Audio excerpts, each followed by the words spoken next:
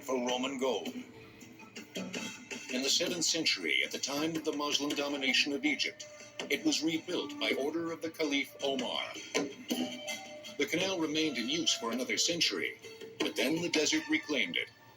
This time, it stayed buried for 1,000 years.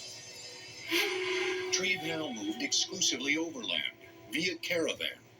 But there were obstacles. Arab desert raiders were taking a toll, and even if these could be avoided, the pirates of the Red Sea were a constant threat. Then, in 1498, the Portuguese explorer Vasco da Gama reached India by sailing for the first time around the Cape of Good Hope. The route took longer than going overland, but it was considered a great deal safer.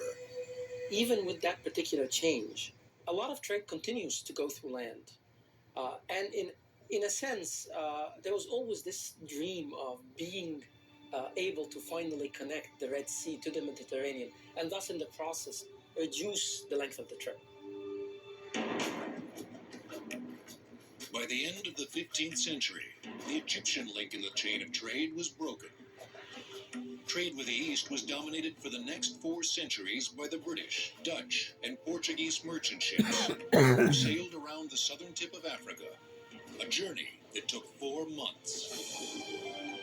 In 1850, Europe was in the middle of the Industrial Revolution, undergoing enormous social and economic change.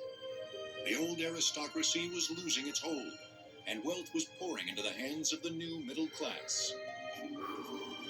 Trade with the Far East was no longer a luxury. Now it was essential for Europe's economic growth.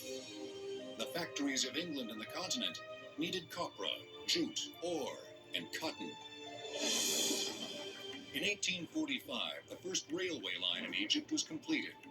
It connected the Mediterranean port of Alexandria with the Red Sea port of Suez.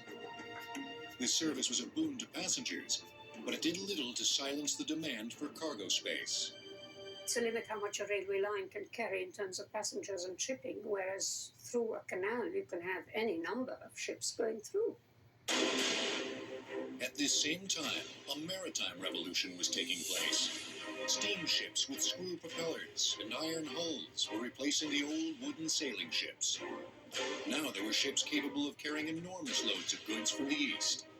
But the trip around the Cape still took far too long. The eyes of the world once again fell on the Isthmus of Suez. In 1798, Napoleon